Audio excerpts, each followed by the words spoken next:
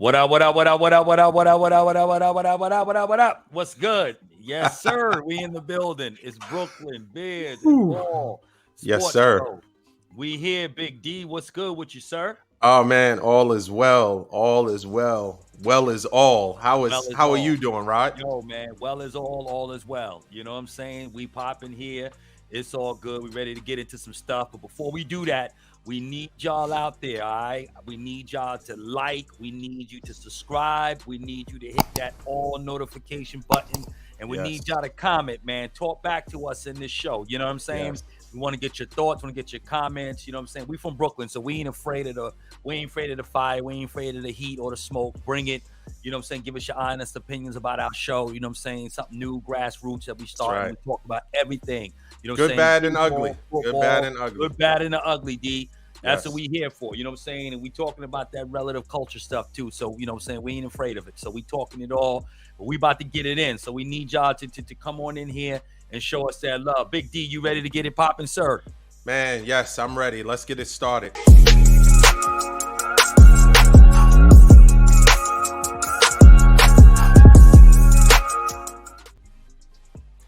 Okay, so we're at week 10 already in the NFL. Week 10 flying by. The season is flying by. Yep. It just seemed like it was just yesterday the Yankees were losing, Yeah, and now right? look at it. Now we're in week 10 of the NFL. Um, we got so much to talk about, so many things to unpack. Oh, We yeah. have the constant carousel of information and news as it pertains to the Nets. I'd like to. Where would you like to start? I'd like to probably let's start with Kyrie. Let's start with the latest on the Nets. It's been pretty interesting news as Right. it pertains to the Nets. Um, okay, so just to get everybody caught up on the Nets, Kyrie Irving was suspended for 5 games, a minimum of 5 games. It started off a minimum of 5 games. He had to go through a whole laundry list of 6 things in order to get reinstated and put back with the Nets to be able Yep. to rejoin his team. And so it at that point between him being suspended and I guess the sensitivity training and meeting with individuals from the group that he offended and having a meeting with the team owner Josiah. There was some other stuff, but it seemed like to me that there were so many commentators, so many NBA players that were, whether asked, sometimes unsolicited, they felt like they needed to come down and further double down and dump on the whole Kyrie Irving situation. And I found that to be a little disturbing, given the fact that number one, we have Mm-hmm. we're in a situation where the players, the amount of players, the percentage of players in the NBA that are African American is 70%. And I'm not saying that's not an excuse. If someone does something wrong, right is right and wrong is wrong. But Right. my point is, there was no need to go over the top to dump on him. Everybody, no one, and once again, this is what we were discussing about having that conversation about getting to the point and finding both sides' perspective as opposed to just painting a picture that, yes, this person did something that was offensive and he was ignorant and he didn't do this right and he didn't do that right. But no one ever went to say, okay, well, let's see. I guarantee you that the majority of those people that commented didn't take the time to watch the over 3 hour movie. And just like anything else, there was not just like in any situation where people are offended or something happens and things need to be discussed where a person takes one side or the other. This Right. wasn't I don't think a situation where they should have focused on taking sides, but actually getting to the bottom of it and trying to get information and perspective, because ultimately both sides could be helped and benefit from a conversation that could could maybe open up information and knowledge to a broader scale. What do you Right. say?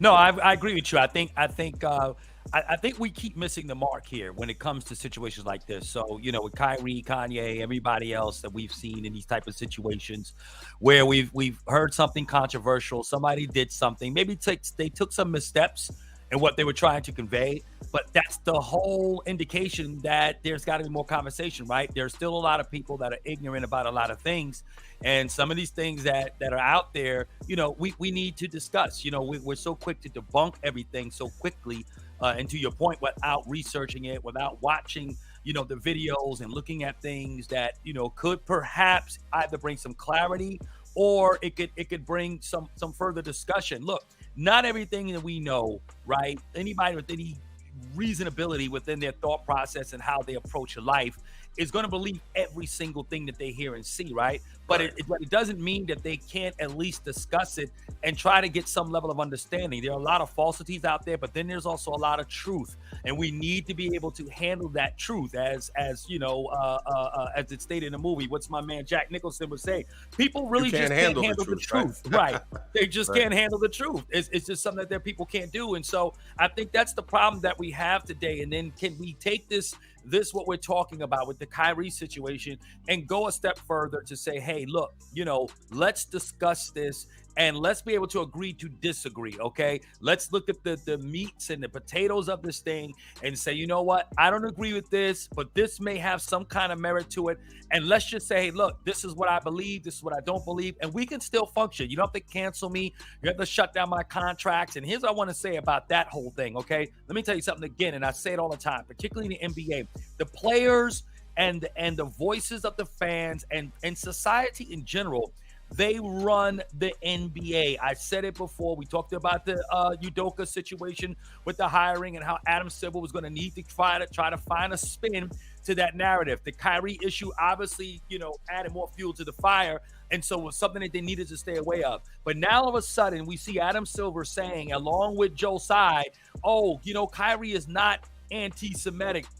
He's not, what we all thought he was. Yeah, because you guys rushed to a judgment. You just, yes, again, Kyrie, posting the video without any context, we understand that was a huge error on his part. And then not being able to give clarity to the parts of the video or the documentary that he either agreed or disagreed with. But the truth of the matter is you jumped to conclusion. But you know why they did that? All of a sudden they come back and now they want to redact their statements and their feelings about Kyrie being anti-Semitic. It's because the players stood up for him. You see what Jaylen Brown did, and how he spoke out.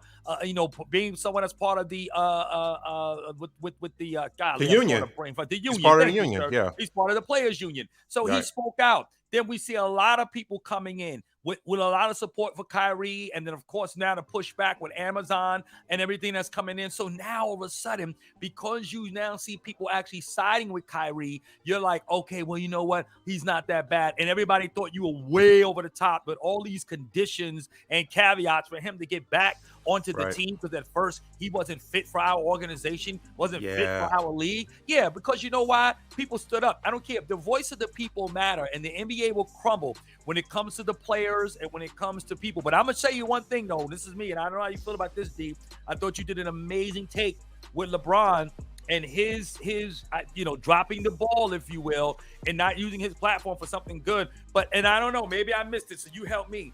But has KD said anything about all of this? What was KD's comments on this? And I feel like if that's your man, that's your best friend, and all this Right. other stuff, and you felt you could go to the Nets unless they sign Kyrie too, I feel curious about how he feels about all of this too. And I think he's not doing what he should be doing as far as saying something about the Kyrie situation.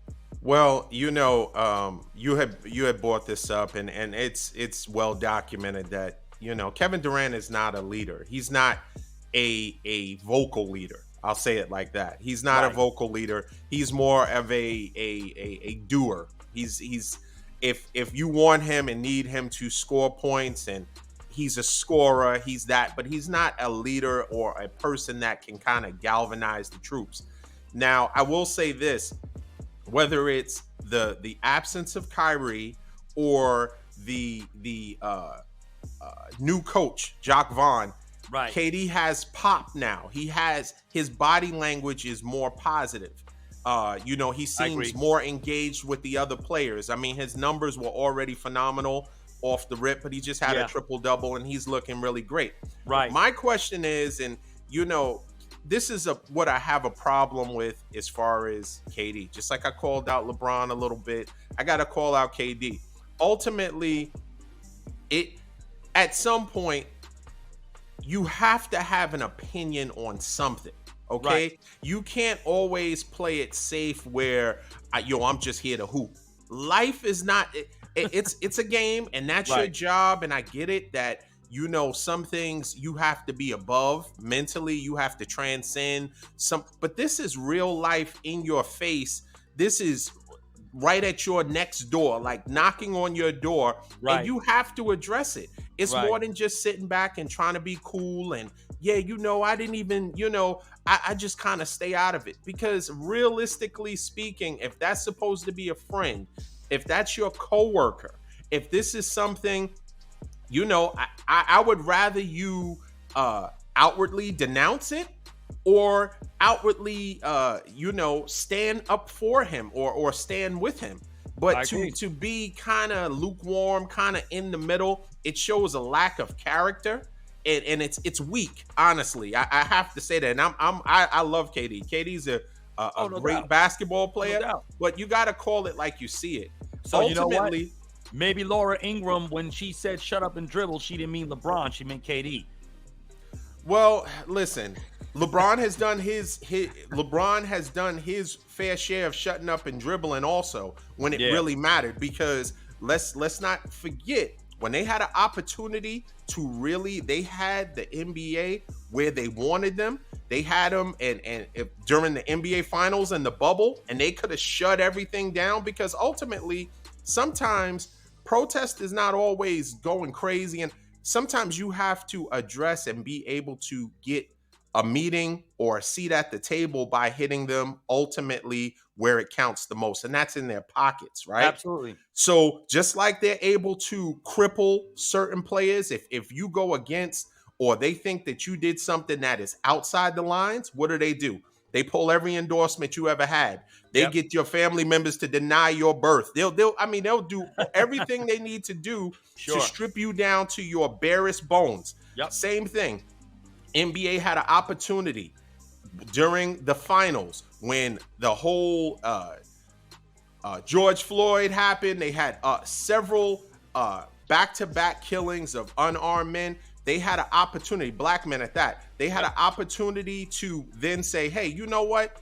We need to because our league makes up 70% of our league or more is made up of African Americans. This is a major issue to us." But what did Correct. they do? They were okay with everything being spray painted and Yep. they wanted all these different designs Yep. and new retro jerseys because at the end of the day, who's making money off of that? Exactly. The NBA teams, it doesn't matter if you spray in racism and Black Lives Matter and this and that and all that stuff. Right. Ultimately, it's what are you doing fundamentally to Right. correct that? What Right. it's not about a new jersey, it's not about a decal, it's about the work. And when he had an Right. opportunity to say, you know what? We actually want to address this. We want the NBA, who we represent, who we actually make a gazillions of dollars for, as far as being the polarizing, as far as the teams, the players. We make up we are the NBA. They had an opportunity to say, hey, no, this needs to be something that we need to be valued as a people. We need to be Right. valued as a player. We need to Right. be represented properly. And what they do, they shut up and they dribble. Nah, we just gonna play and we just gonna put our head down and just keep going and by and by things is gonna work itself Right. out. Right. So both of them, I think there are, as much as the NBA, NFL players, certain players in the NFL, more so the NBA, they have a lot of power as it pertains to free agency, where they're going to go, what they're going to do, more than any other time that we know of, right? They have that power, but sometimes because there are so many things that are interweaved in their whole being as it pertains to their notoriety, their money. Their money is tied to sometimes their silence, and sometimes when they want them to be more vocal or push a agenda or something, they're front and center. But Yeah, when it comes time to make a pivotal point or something that is specific to a community, maybe their own community, sometimes they swallow the whistle, or they become a little more quiet than they should be. absolutely. Well, you know what I think? I'll say this last piece of that. I think because in most communities outside of the black community, they actually do they actually care about their community more than the dollar. So if in other words, if it means that they protect the integrity of their community, they're going to shut everything else down. They're going to silence everybody. They're going to pull their contracts. They're going to annul all agreements that they have with any entertainer, regardless of how much money they're making for them. They only tend to allow a lot of mayhem and a lot of destructive habits to continue as long as it's making the structure or the power structure money. As long as it's making them money, they don't care, because the destructive act of it is not interfering with their family structure and their family dynamic. It's only it's only when it's happening to, say, in the black community, where there's a lot of destructive behavior, where there's a lot of things that are taking place in our community that are destroying the fabric of our family. Like you said, they'll paint the streets, they'll put in all the emblems on the jerseys, they'll give us all the retrofit outfits and all this stuff, because again, it's, hey, we got your back, no problem, because we'll find a way to monetize that anyway. But if it's going to impact the true essence of another community's fabric, their morality, their well-being, it's going to be a problem. And trust me, they love the dollar, but not at the expense of their culture or their family, because perpetuity is their thing, and that's very important to most cultures. We as black people, we just haven't learned that yet. We still are chasing the dollar. We are still polarized by the dollar because, again, we are vulnerable through a lot of pain and a lot of things that have happened to us as a people, and the trauma we have not gotten over. So we feel in our minds, you owe us that. We ought to take that, and that's what we'll take because we deserve that. But until we can flip that around, it's going to always be what you're going to see. Because at the end of the day, Adidas didn't cancel Ye when he said that black people, that slavery was a choice. But it wasn't until he said something that was anti-Semitic that he gets yanked from his deals. So that's just how I feel about it. And just one more thing I want to add to that. There is nothing in the CBA, collective bargaining agreement with the NBA, that says that someone can be held responsible or suspended or any of that based off the fact of a social media post. Correct. So the players union does have a good case to even recoup the money that Kyrie lost through this suspension. So I think that they're going to appeal. Jaylen Brown and McCollum, I think that's the president and vice president. I think they should appeal because from a contractual standpoint, if it doesn't go outside the lines and he's protected as far as that's concerned, then, because what happens is now if you set a precedence with that, then anything that is anything, someone could post something. You know how Twitter works sometimes. It doesn't have to be the person. They have this kind of weird thing where you can make a Twitter post based on somebody, a celebrity or whoever, a burner account or something. Exactly. Right. And like have their picture and make it seem like it's them. So there are so many, it's a slippery slope. I think the players union should step up. I'm glad that different people, and it was interesting how everyone took a about face over the last 36 hours.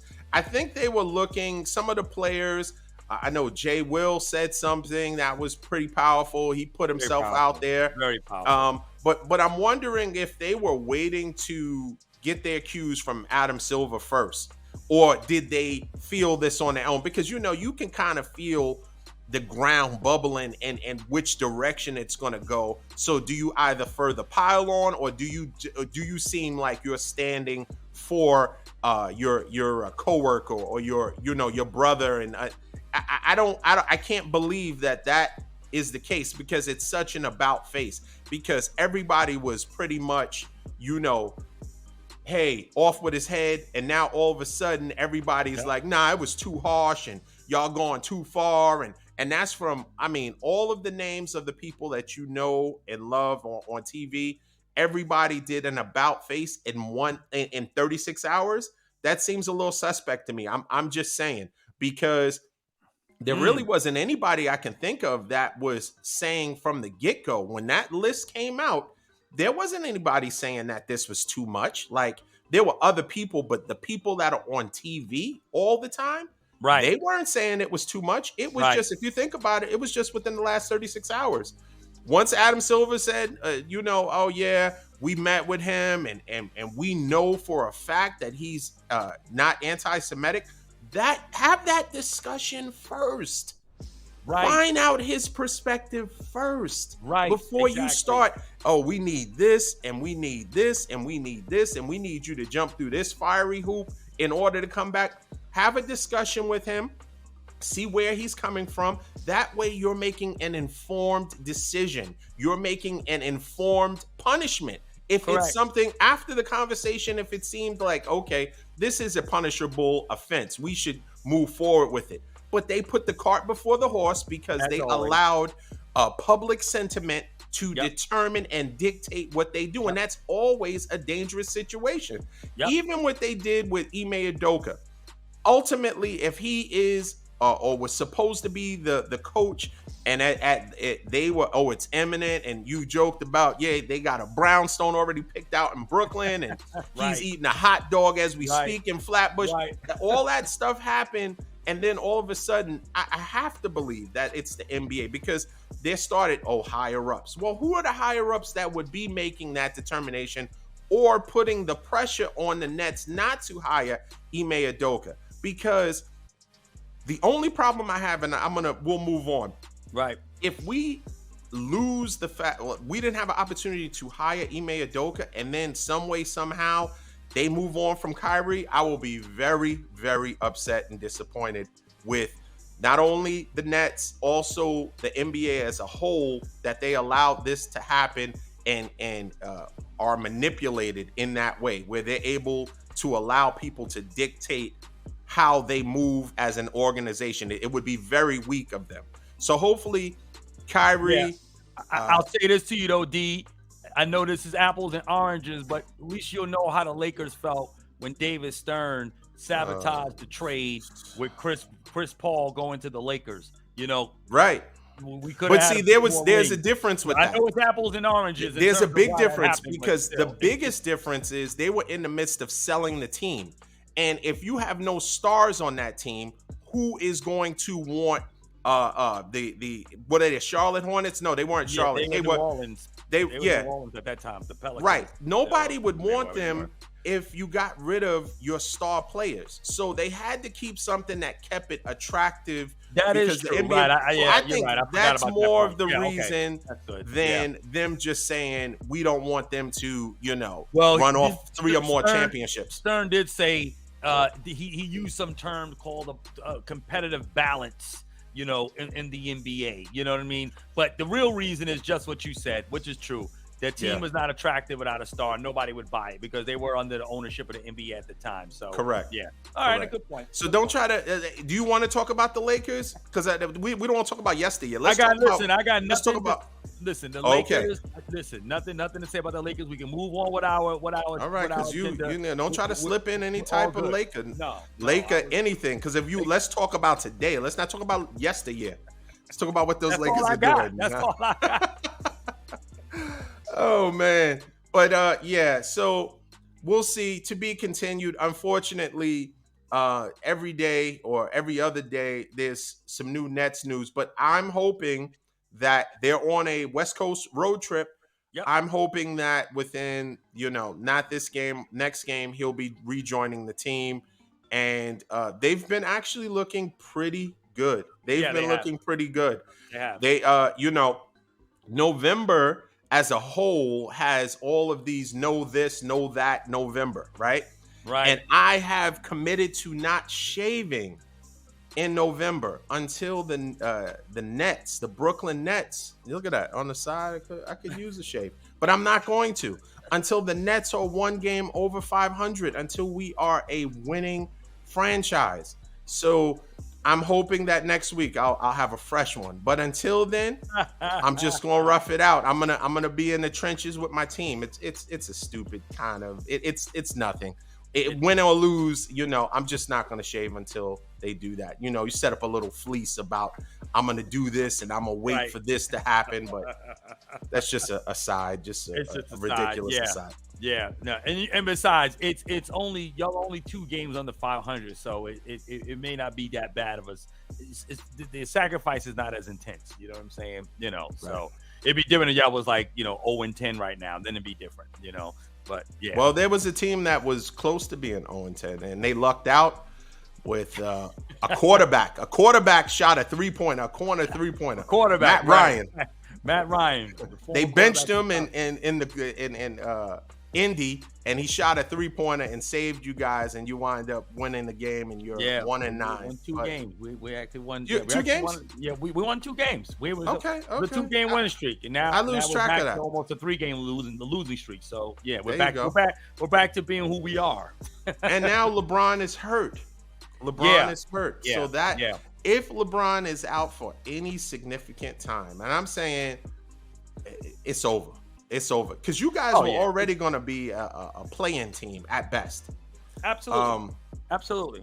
But if LeBron is out, that will derail. But encouraging for you, you can get off of Westbrook the end of this year, right? And if LeBron loses any significant time, that will delay him passing Kareem. So he's going to play until he passes Kareem. Absolutely. So that might be a blessing in disguise. If he's out for a significant amount of time, then that means he'll be coming back next year. And then you can see what happens with the players. Maybe, Kyrie's available. Maybe Buddy Hield. And that's the thing, right? You don't have to lose any capital trading guys now for Russell Westbrook, because even if you got a Buddy Hield, right, and a Miles Turner and a few other guys, it's not going to make a difference. The team is not going to win a championship. So why lose capital now for something that's not going to give you anything really significant in return? So you let the season, you take this on the chin, as they say, and you go ahead, you play the season out. Westbrook comes off your cap next year for free, and we don't have to lose anything for him. And we just start building, we get some guys there, we get some draft picks, and then maybe we can look at what's out there. And then if we gotta, we can give up, because we'll have about three draft picks coming up. And so we can use some of that capital, and then we can have that to our advantage. And that's, I think, if you're the Lakers, that's what you need to do. So next year, I'm looking forward to next year. I agree. With the Lakers. The only thing you do lose is your dignity and respect this year. But outside of that, you gain so much more next year. You lose all of that this year. That's it. The purple and gold is So you lose all that this year. But no doubt. Moving on, let's talk about the NFL. Finally, last week. Yep.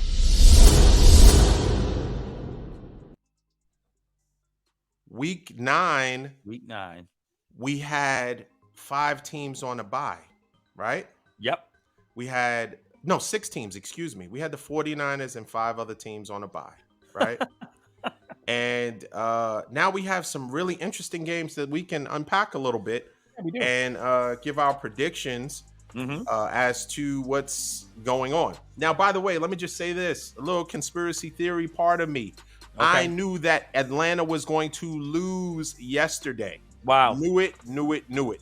Because they are going to do whatever they can to get the Bucks to win that division, because the Bucks are terrible, and that's the only way they'll make the playoffs. Correct. So I could tell, I kid you not, I knew that Carolina was going to win.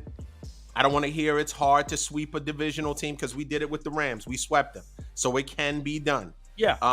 So I knew that, because if Atlanta had won, they would have sole possession of Yeah, the top spot in the absolutely. NFC South. So of course, Mariota has to look terrible, and Yep. he's throwing Yeah. to Pitts. Bad. He looks Everything is bad. over his head. And I mean, yeah, it was raining yesterday, but Kadero Patterson, they could have ran the ball because we ran Sure. the ball. The Carolina ran Yeah, the he ball. I ran mean, last week I'm very well. saying Dante Foreman is on my fantasy team and he balled out. So Yeah, he's the good. ball can be run both ways. So Right. Kadero Patterson could have ran the ball. You had number 25 and 35. They could have ran the ball on Atlanta. Sure. So I say all that to say I knew that was going to be the outcome, and maybe that's a little conspiracy No, I theory agree part with of you it. on that one because, like, again, the NFL can't have Tom Brady not in the playoffs, and we know only one team in that division can win. So they have to be the division winners, and you can't let Tom Brady, which clearly will be his last season this year. Yeah. You gotta let him ride out at least in the playoffs, if anything. So no, I think there may be some merit with your theory there. I'm sure that Frank is happy about it. Frank Sr. is happy Yeah, I'm about it. sure But he is. Yep. listen, truth be told, it was rigged. Sorry to burst your bubble, but it was rigged. It was rigged. It Well, was rigged. yeah, It was I all agree. rigged. It was all rigged. It was all Okay, flesh. so Yeah. let's start off with the NFL. How about Yep. this? If I have no experience, zero, Right. or maybe very little, Right. I've put band-aids on my knees before, right? And I knew how to put, some peroxide or alcohol. Can I now be a doctor? But you can have zero experience and be a head coach, and they pull Yeah. you out of left field. Okay, you were Yep. coaching what, a high school team? So Yeah. no college experience, no NFL experience. Nope. But Ursay, who is on that Duce, no, I'm Right. just joking. I don't want to say that. But listen, his press Yeah. conferences, Ursay, Yeah. I know, I don't want to make jokes or light of that. But we know Ursay did have some problems back Yeah, in he the has day. some problems. And clearly those problems still seem, at every press conference, they are right there standing up right next to him at those Right. press conferences. But that decision is a little bit weird. I know Jeff Very. Saturday was a very good player for your organization, and I Yeah. know he was a consultant, Yep.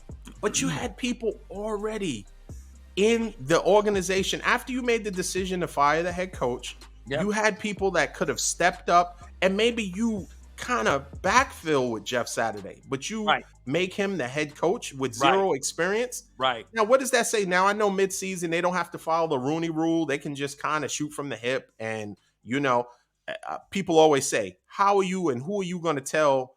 How are you going to tell these billionaires who and to Yeah, choose as and their head essentially it's coaches? private They're going to make organization. their own decisions, right?" Right. But Right. Jeff Saturday, we will see what happens this week because they play the Raiders. And funny enough, just the week prior, because the Raiders are in a downward spiral. 3 games in a row that they had 17-point leads or better, and they lost them all. So they're in a downward spiral. And Jeff Saturday just had said, he had just posted, the Raiders are terrible. Fast forward, week 1 as a head coach with zero experience, guess who you are facing? Yep. You're facing the Las Vegas Raiders. So that should be, I'm sure that was bulletin board material. I'm sure that he's going to have to cash that check that he wrote. And so we're going to see what happens with that. But what do you say about having zero experience and getting that kind of job? Well, I'm gonna tell you one thing. I'll flip it a little bit. If you're Josh McDaniels, you can't lose to a coach who just came out of the first block of Get Up.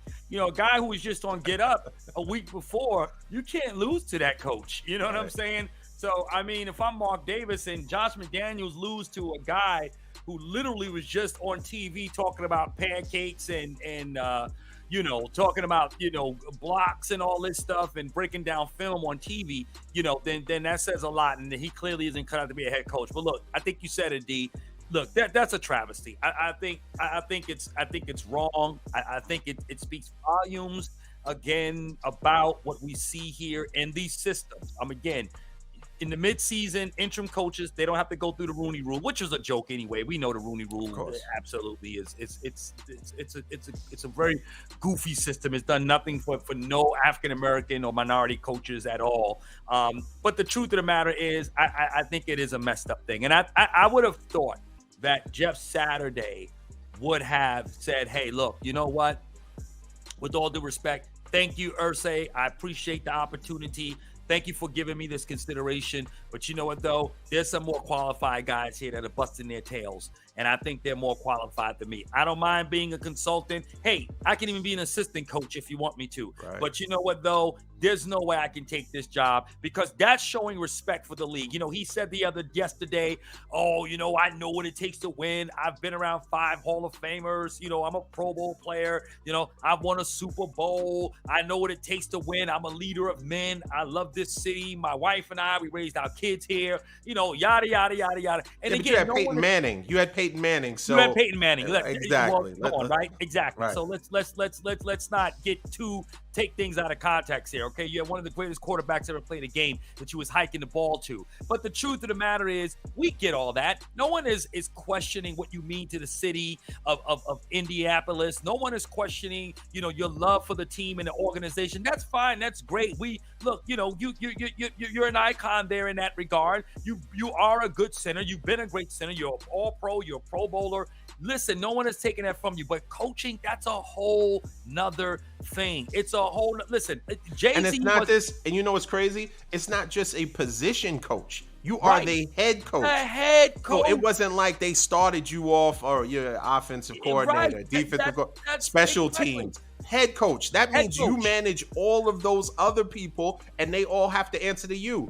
And you got to oversee a offensive coordinator who's never called plays ever. Correct. So it gets even worse. So that's it. Listen, Jay-Z was an artist, right? I heard Dame Dash say, look, Jay-Z was an artist. Dame Dash did the business. Rockefeller was very successful. Jay-Z takes over Def Jam Records. Now he's a record executive, right? And you think because you're an artist, you understand what another artist needs. But it's a whole nother arena when you're an executive. And what happens when Jay-Z takes over Def Jam? They go downhill. The whole thing becomes a complete mess. Why? Because Jay-Z is not a record executive. He's an artist. And you kind of got to know the difference between a player, a head coach, a GM. It's a whole different thing. Look, your guy over there, John Lynch, he had never had any experience in executive office of any kind. But listen, he did it. It turned out well. We're not saying that we hope Jeff Saturday fails. I think no one wants to see him fail, but we're just saying that's a bit of a leap. And you're showing no respect to the guys that work hard, that come from the field room or the scouting areas of the organization to work their way up to get a head coaching position.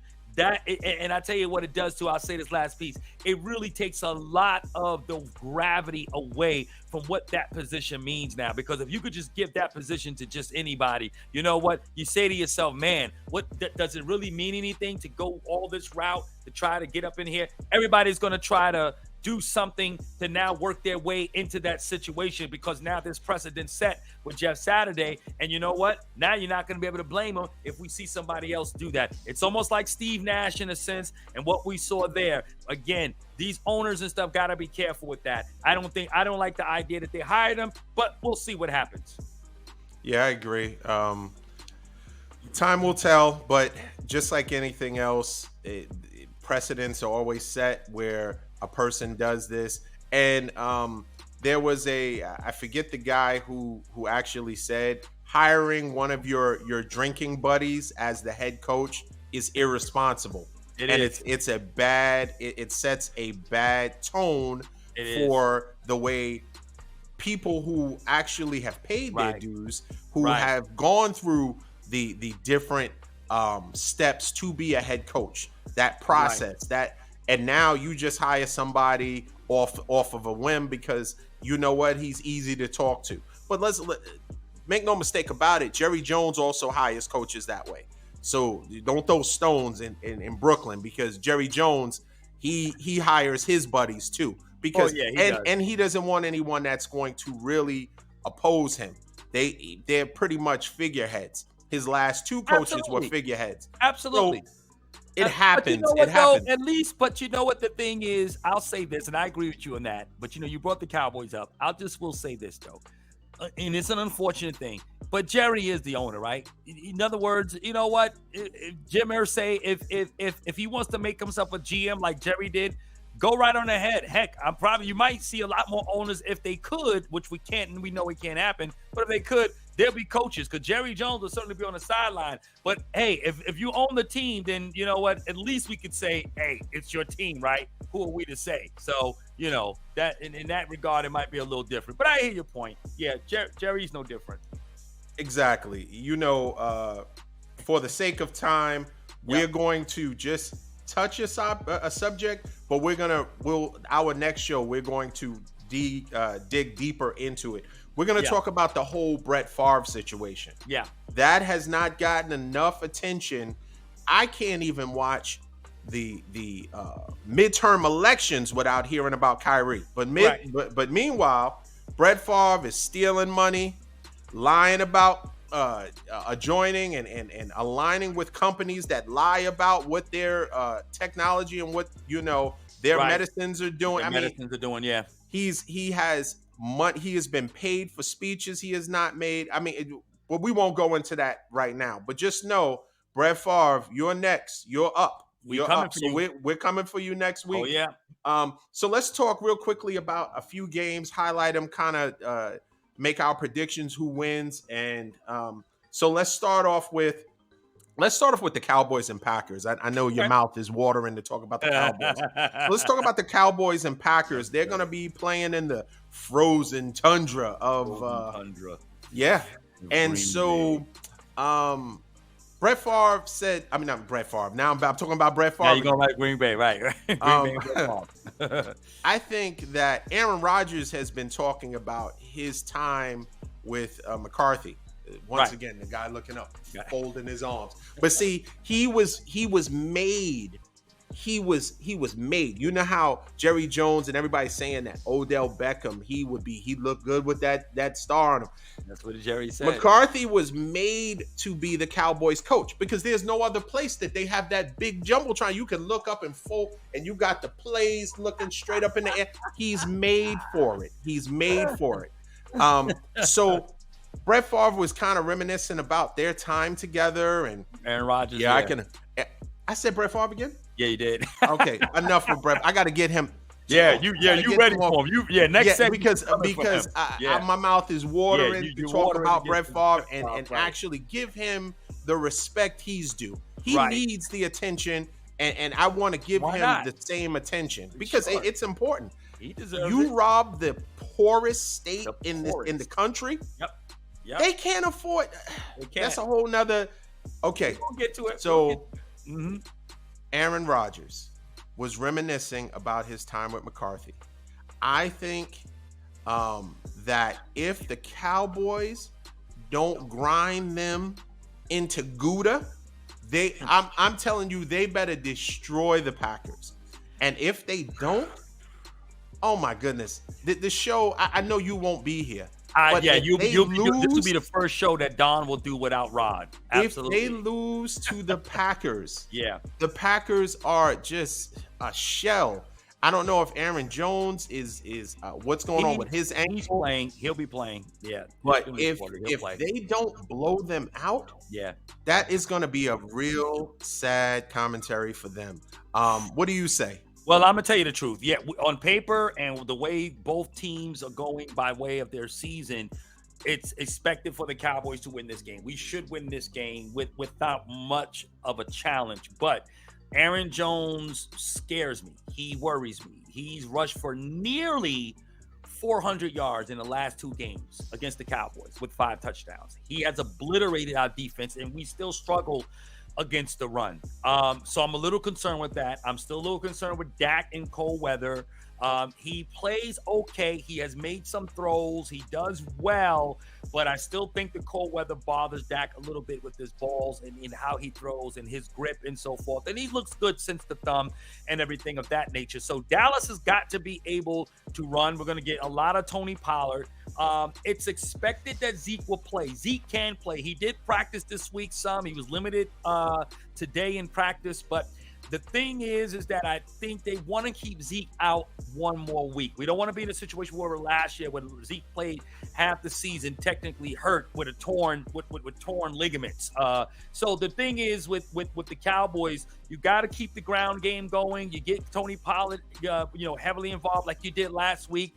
And I think that's the thing you got to do. But I'm a little nervous. Aaron Rodgers is Aaron Rodgers. Look, they're right now a highly dysfunctional team.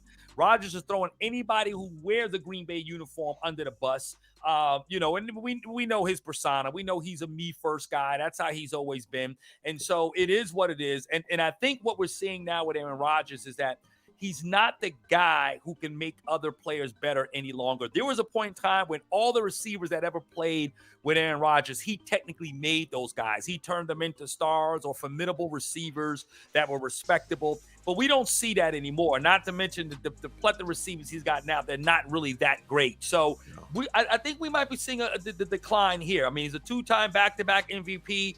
He's still Aaron Rodgers. You still got to give him the respect that he deserves. And when it comes to his play on the field, I am personally a little nervous about this game. I really am. Because Rodgers can still find a way to beat you. But Dallas should win this game. And you are right. And should we lose, it will be Don and Don. And it'll just be Brooklyn, one beard, and one ball. So that's it. That's it, sir. So, yeah. So, okay. So, let's get a score. You do think they're going to win? What's the score? Powerballs. Someone already won Powerball. Somebody won Powerball already. 22. I heard they live right next door to you. Wasn't it? Oh man, I hope. Oh boy. Let's see here. So I'm gonna say Dallas is gonna win 23. I'm gonna say 23-16. 23-16. Yeah. Okay, I'm going with Dallas also. As much as I want to go with the Packers just for the upset, but I'm gonna go with Dallas. I think it's gonna be a little more a higher scoring game because I do think Aaron Jones is gonna get off. I think we're gonna see some vintage Aaron Rodgers. I think he's gonna throw for at least 2 touchdowns. I think they'll probably have a touchdown or 2 on the ground. So I would like it to be, I think it's going to be 31-28. That's my score. 31-28. Cowboys. But I'll say this though too, D. I think with Aaron Rodgers too, and here's why I'm afraid. Dallas should win, but here's why I'm a little afraid. Aaron played deplorably bad last week, right? With the 3 red zone picks. Mm-hmm. If anything, we know he's a me first guy. In his mind, if they lose this game, it's not going to be on him. So he's looking to ball out the best way he can, and that's what I'm afraid of because he's going to definitely look to bounce back in terms of his own personal performance. But 31-28, hey, I'll take it. You got Dallas winning. It don't matter to me. I just want to win that game because we got Minnesota a week after next in Minnesota. So we've got 2 tough games coming up. And we gotta win I think it's also about the whole McCarthy aspect of it. That too. This is the first time McCarthy's come back as a coach. And I think just like anything else, like they talk about Bill Belichick and Tom Brady, that divorce happens, who was better, who made who, and all of that stuff. Right. So now that there's that separation of those two, player and coach, obviously Aaron Rodgers wants to come out on top. Yep. But I think, with Micah and Dak, listen, and please, plenty of Tony Pollard. He's on my fantasy team. I would love 2 touchdowns and 110 yards. I would appreciate that. So we agree on that. Yeah, we agree on that. Let's move to the next game. We got the Niners, the Sunday night game. The Niners versus the LA Chargers. LA Chargers are completely depleted. Everybody's hurt. I don't think Keenan Allen, his hamstrings are he's getting some new hamstrings sent to him soon. I don't know where his hamstrings are, but he's hurt. Right. Mike Williams is out. Of course, they have Austin Eckler, who's can ball out. He's a good player. And they have a great quarterback. Yep. I like the Niners in this. No surprise. I like the Niners. I think coming off of a bye, we're rested. Of course, we suffered a horrendous injury on a bye week. What's the name of our player? It'll come to me. He's lost for the season, but he was already injured, so it's not a healthy player that is injured. It was an injured Right. player that was coming back and tore his Achilles, so he's out for the season. Gotcha. We wish him well. Yep. I like the Niners in this. I think it's going to be Jimmy G is going to look like the good Jimmy G, because there's two Jimmy G's. There's a good Jimmy G, bad Jimmy G. This is going to be the good Jimmy G, the handsome model Jimmy G. That's going to look good. He's going to look clean. His uniform is going to stay clean. They're going to protect him. You got Christian, CMC. He's going to ball out. I think he's going to have a great game. This is going to be Debo coming back. You got Brandon Ayuk. You got Jennings. I think we're going to do some real deal trickery. There's going to be a lot of ball movement. I like our chances. I like us to win pretty comfortably, because I'm not sure if this is going to be the Bosa ball, because I think both of the Bosas, I don't know if the Joey Bosa is going to be back, because he plays on the Chargers. I think he's out injured, but Nick Bosa's balling out, so it might be a Bosa ball, which is a little extra added juice to the game. But I like us to win pretty comfortably. I liked it to be about 27-14. 27-14. Okay. Niners. Okay. Yeah, I got the Niners on this one too. I just think right now you guys are just playing with a lot of excitement. There's a lot of oomph, if I could put it that way, just offensively. CMC, I just think he changes the whole atmosphere there in San Francisco, and I think you guys, should you do win this game. I kind of like y'all winning maybe 27-21. For whatever reason, the Chargers still work it out, right? They're 5-3, and they've got no receivers to throw the ball to with Justin Herbert. But I still think you guys will definitely win this game. And the thing is, look, you guys got a weak division, though. Also, they're in a very weak division, which is true, which is very true, very weak division. Which is surprising, because we all thought it was going to be the division. We thought AFC West was going to be balling out. Absolutely, especially with the. But two of the teams are trash. Yeah. Huh? Two of the teams in the AFC West are trash. The Raiders and the Broncos are trash. Obviously, Kansas City is balling out. But, we expected that to be, the new NFC West. We thought that was going to be the division. And look at the NFC East. NFC East is looking good, man. You got three contending teams. Yeah.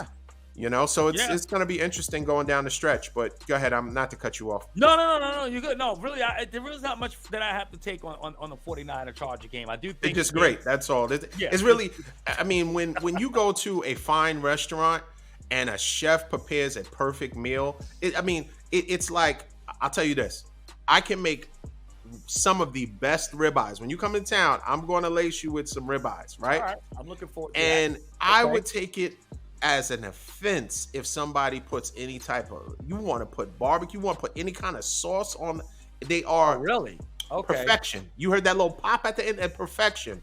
So when the Niners are that good, it really doesn't. It's nothing to say. They should ball out. They should win. Now, if they lose, it's going to be Rod. If both of our teams lose, then when someone looks for this show, it's going to be under construction. That's what it's going to say. Okay, last but not least, production manager. She's going to run the show. Exactly. She's going to run the show. We'll just have music playing, and she'll talk to everybody. There was some problems with and now they're not here. They can't be here. Okay, last but not least, let's talk about the Bills and the Vikings. Man, Josh Allen, I told you, as soon as I traded for him, his arm is out of the socket. His arm, I saw the coach carrying his arm to the bus, to the tour bus. So I'm looking and I'm like, oh man, Josh Allen. Now he had this injury before and was out for 4 weeks, right? But he has pretty much been an Iron Man. So he hasn't dealt with a lot of injuries, but he happened to have this same injury to his throwing arm before, collateral kind of ligament issue. So they're saying he's day to day. Case Keenum is supposed to step up and be and Case Keenum, that's interesting because he was once with the Vikings. So Yeah. that there's a little No, dynamic there. You see how he's a all formidable these backup. players and Yeah. quarterbacks, they get to Yeah. carousel around to different teams and Yeah. but meanwhile, Cam Newton, all he has is a 10-gallon hat and a feather. He can't get back in. But all these Nope. other teams can be all around the league. They can go from pillar to post to Oh back. yeah. I'm gonna be a Oh yeah. backup, and I'm gonna still. Hey, So remember the McCoy family? They ran the NFL as backups. They of course, trained their kids. They raised them up. Say you will be the greatest backup quarterback exactly. ever in the NFL. Just train them And up. he in the way might they be. should go. Yeah. Colt McCoy might be starting this week, actually, Right. because Exactly. Kyler Murray. They got Exactly. a new. There's a new upload to a game so he's gonna miss because he wants to play on PlayStation. So he may not be here. Right. So Colt McCoy might be stepping up, but that's neither here nor there. Bills, and the Vikings. Kirk Cousins is blinging out with no shirt and dancing and that's the kind of Kurt we like to see. that is the one that is going to fall flat on his face. Exactly. That is the Kirk Cousins that he is going to look like a deer in headlights when when it's big primetime game. Yep. And then the old Kirk comes back. Oh, there he is. That's all you got to do. Play them every Sunday night or Monday night, and you'll be fine. All those chains will be stripped off of him. Correct. But hey, listen, when you go back to a previous team and you win, hey, you can go on the flight home and dance and do all of that stuff. But ultimately, he's going to have to prove this in the playoffs. Right. I would have liked to seen him play with a full, complement against the Bills. I would like to have seen him play. I really don't think from a standpoint short-sightedly, they should maybe give Josh Allen a week off to kind of get his arms squared away. Because you got to think big picture. And this is their Super Bowl window. They're looking really good. This is their Super Bowl window. So I don't think that they should be short-sighted. This is not even a divisional opponent. So it's not really, it's important because all games are important because, only one team is going to get a bye. So every win counts. But at the end of the day, I don't think that this is something that you would risk your season over and God forbid, a long-term injury coming out of it. So in any case, I still think that the Bills will prevail. I like the Bills. I think it's going to be a low-scoring game. Yeah, I think it's going to be low-scoring because listen, Case Keenum I think is going to play pretty well. He's a bit of a gunslinger. Yeah, I think Stephon Diggs is Stephon Diggs. So if he can blow past you, he can blow past you and be open. Gabe Absolutely. Davis.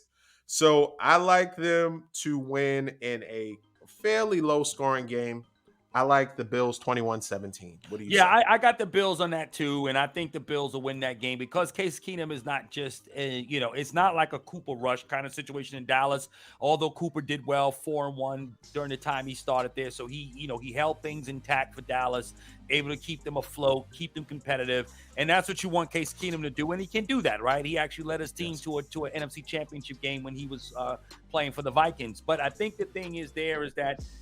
You're looking at the Josh Allen thing, and you said something interesting. You talked about the window, and you don't have dynasties anymore. Dynasties are long gone. The Patriots are the last of the dynasties. Now teams just only have windows. That's a very competitive AFC East between the Dolphins, the Jets, and Buffalo. And so you're concerned, if you're the GM and the coach there, McDermott with the Bills, you're looking like, hey, okay, let's get a game in here, Case. If you can get us a game, because every game is important. If you're Buffalo, you need to win this game.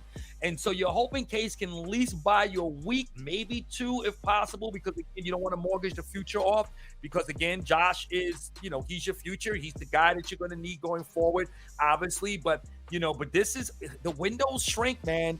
At some point in time, 2 years ago, 2 years from now, your team may not be that team anymore. I mean, look at the 49ers. They had windows to win. We had Colin Here Kaepernick, we go. Jimmy Garoppolo. You had windows there. You guys weren't able to pull it off, and you're not able to get it in there. The Rams snuck a Super Bowl in there. You know what I mean? And so, you got to understand windows. The windows of heaven are not open all the time. So, yeah, you gotta win when you can, and this is a good time. We know what they bring to the table. They could beat Kansas City, which is still most likely everyone's favorite coming out of the AFC still. And the Buffalo Bills have a chance to really at least get into the Super Bowl. So every game is critical because the AFC East is looking good. Nobody expected the Jets to be this good right now. No. And I don't think the Jets are going to go far. I'm still not. I'm not totally bought into their quarterback there. I think that the wherewithal. But again, record-wise, who knows? They could still present a problem. They got a really good defense. And so Buffalo, and of course Miami.